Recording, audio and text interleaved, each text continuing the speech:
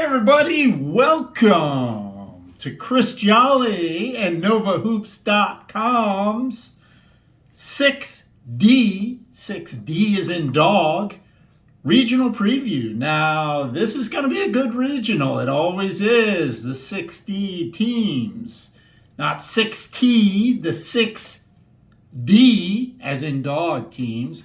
It's an 8-team regional. It's not as big as the 6C Occoquan, which takes 16 teams. This is the Liberty District and the Concord District, which only takes 4 teams from each district. It's an 8-team tournament, and if you look up on our title screen there, we got the bracket for you. Teams involved are South Lakes, Langley, Marshall, Westfield, Washington Liberty, Centerville, Madison and Wakefield. Keep in mind, if you're watching this, that Madison-Wakefield game starts early tonight at 5:45 at Madison. The girls will go after in that one. So if you're looking to see the Madison boys or the Wakefield boys, keep in mind, it's right around dinner time. Anyway, let's talk about this region, which has a lot of good players and a lot of good teams. Certainly you could say it's an open region. The team to really watch is South Lakes. Now, the Seahawks, since we've been a website for 5+ years, Seahawks always put a good team on the floor. This year is no exception. They're, I believe, 21-2. They won the regular season, or were the co-winners of the Concord District with Madison, and they won the Concord District tournament. They've got a veteran lineup. They start 5 seniors, Tang, Cooley, all those guys that you know so well. They're all experienced. They have great chemistry with one another, and they're the team to beat. Now, traditionally, they've had some problems in regionals. I wrote this down. Again, since we've been a website, South Lakes has experienced nothing but success in the regular season. In the postseason, it's been a little different. Let me see if I got this right. I wrote it down. Last year, they lost to Madison in the regional semis. The year before that, they lost to Madison in the regional quarters. The year before that, they got 2 one-point wins at regionals before falling to Patriot in the regional final. And then at states, they lost to Lake Braddock by 20. The year before that, they were upset in the regional quarterfinals by Westfield. The year before that, they didn't even make regionals, even as they were the district's number 2 seed. They got upset in the first round of that district tournament, so they didn't even play at regionals. Now, in most, if not all of those teams have been state contending type teams. I mean, incredible caliber of teams, very good during the regular season, and they just haven't quite been able to have that postseason success like they aspire to do. Will it be different this year? Well, psychologically, it was very important. Madison beat South Lakes in the first district team between the two teams. South Lakes came back, and in the second meeting, they smashed Madison at Madison. And then in the district tournament, they defeated Madison. Now, Madison has knocked off South Lakes in 2 of the last 2 years in the playoffs. So this was an important psychological hurdle for these kids to overcome, really. Now, I've been a coach before. I've coached. I know how kids get. Even if they believe all the evidence is that they can beat a team, sometimes they get to thinking they can't beat a team for whatever reason. It's easy. Basketball is a real psychological game. South Lakes got over a big hurdle by beating Madison twice late in the season. Now, we'll see if this translates at regionals. As you can see on your bracket up there, they're at the top of the bracket. They take on Langley in the first round. Now, they played Langley last year. I believe they won by 21 points in the first round of regionals. They're going to be the strong favorites at home against Langley. Langley's got the region player of the year in Amar Arakat, who is a fantastic player. just an unbelievable fun guard to watch.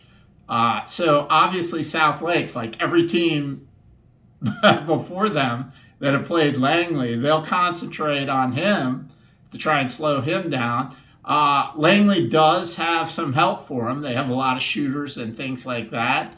Can they beat South Lakes on the road in the first round? It's unlikely. I wouldn't count it out. So they've got some shooters to surround Arcot. So we'll see. But South Lakes is a strong favorite there in the first round. They would play the winner of Marshall and Westfield, which is a very interesting game. Marshall has had a fantastic regular season. They finished second behind Washington Liberty in Liberty. And for a lot of the year, while Washington Liberty was taking a while to get their season going, their in-district season going because of Arlington County, Marshall was pretty much the team in the Liberty District. They're well coached. They've got a great inside-outside game. They play good defense. They're a tough team. Now, they have a difficult matchup against Westfield, who is a very young team in the first round. Westfield finished 500 this year, finished middle of the pack in the Concord. They're one of these teams that can beat some good teams, but then come right out and lay an egg in the next game. That's because they're kind of a young team. I believe they only have 3 seniors on their entire roster. But they're an extremely dangerous team that can get really hot. A couple of their juniors, Will Vetter and Kashantis Anderson, they're fantastic players. Vetter can fill it up from long range like you wouldn't believe. He's one of Nova's best shooters. So that'll be a tough, interesting game with Marshall. Marshall's got on their hands. Marshall's got some great players too. Matthew Leonard, and I don't think I ever learned how to pronounce your last name, Aiden, so I apologize. But Aiden Hernges, I hope I got that right. I'm sorry, Aiden, if I didn't. He's a fantastic post player that can play the high post, play the low post, does a great job. He was a player of the week, 1 week for NovaHoops.com. Marshall is a very good team. Now, which Westfield team are they going to get? At home, it's a good thing. They're going to be in front of a Marshall crowd and a familiar surrounding, so they'll probably be okay, but don't count out Westfield. Westfield is the kind of team that is just starting to peak now with their junior class, and they could make a run in this tournament and foreshadow next year. We'll see. But that's the top half of your bracket. On the lower half, you've got an interesting matchup. Washington, Liberty, and Centerville. It seems like these teams have met a lot recently. Centerville were the state champs last year, and they actually beat Washington Liberty, I believe, by 26 points or so in the first round. Different ball game this year. Washington Liberty is rolling. They've won a ton of games in a row. They pretty much won the Liberty District outright, the regular season and the tournament. They're a very good team. They've got some great players in Brian Weiser and James McIntyre and Elijah Hughes. These guys are all district guys. Not a terribly tall team, but can rebound, and they're scrappy. We'll see how that plays against Centerville, which has kind of been an up and down team. As I mentioned before, the state champions last year, the defending state champions, they lost Avery Ford and Chris Kuzemka, which obviously is a big blow to repeating as state champions. They also lost their coach, Kevin Harris, who went to go watch his son play basketball at PVI. He's doing as an aside, congratulations to Darren Harris, who picked up an offer from Duke, by the way, last week. So Joseph Turner is the coach there now. He's done a good job. Centerville's a good team. They've got Doyle Brown, Ryan Newell. They've got some height, which will be interesting to see if they can exploit that a little bit inside against Washington Liberty. Maybe get Washington Liberty in foul trouble a little bit. Washington Liberty is playing real well right now, though, and they get a home game tonight with Centerville. That'll be interesting to watch. Centerville is a team that can play with the best. They gave Hayfield a run for their money earlier this year, and Centerville's a team that maybe if they can't get into it isn't going to play very well. So they're a little bit of an unpredictable factor as well. In the bottom half of that bracket, Wouldn't be surprising if Centerville made a run, and it wouldn't be surprising if the Generals buried them by 20 tonight. That's my opinion. So it'll be a great game. We're planning to go to it and cover it because it's such an intriguing game. Should be a good one. Again, Centerville's got some really dangerous players. Doyle Brown can fill it up like just about nobody can in the region. So we'll see how that goes. And the final game, as I mentioned, the early game tonight is Madison and Wakefield. Now, Madison is a team you just don't want to play because everybody can handle the ball, it seems like. Everybody can hit the three-pointer. They're tenacious. They play defense. But at the flip side of that is if the three-pointer isn't going for them, and we all know how that goes if you played the game or if you've coached the game, they can be in a little bit of trouble, and they're not terribly big as well. And they're going up against a Wakefield team that can hurt you at the rim a little bit. So with not too many interior defenders on the Madison roster, but a lot of all on-the-ball defenders, we'll see how that goes. Now, Wakefield has done a great job, really, in my opinion, this year.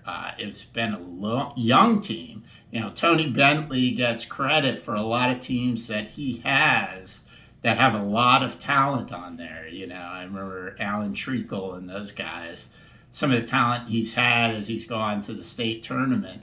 He's done an amazing job this year.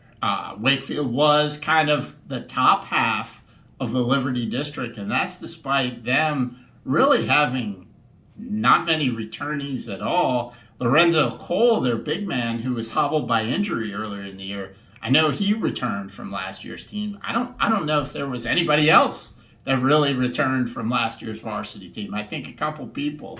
Pardon me for not remembering, but it was a very inexperienced team, and he's done a really good job with them. And that's with things like COVID interruptions, just like Washington Liberty and Bobby Dobson had to deal with at Washington Liberty.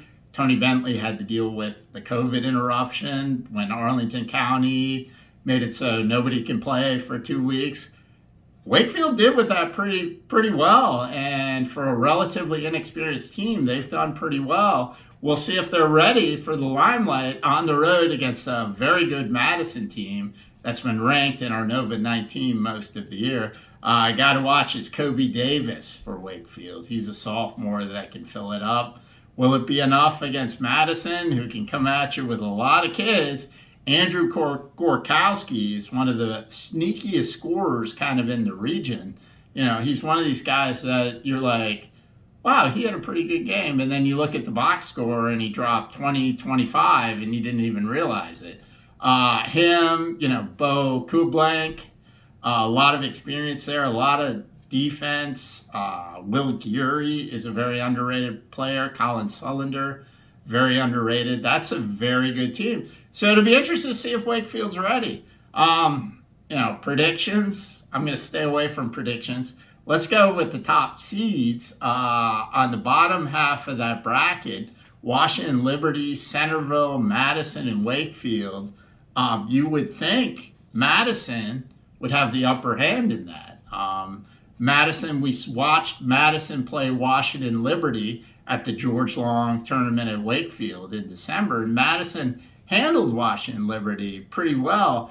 But as we all know, game in December, especially over the Christmas break, a lot different from a game in regionals in February. So we'll see what happens.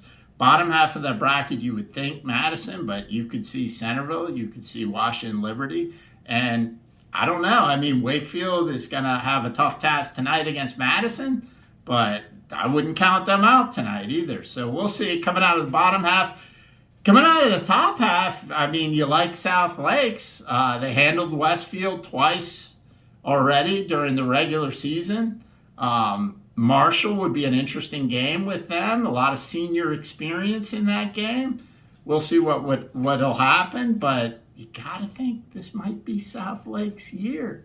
Is it? I mean, they've already slain the Madison Demons that have tormented them. Of course, they lose to Madison in the regional final, the Demons will be right back. But in that case, at least South Lakes will still be in the state tournament. As a reminder, and I say this in all the previews, top 2 teams are going to states.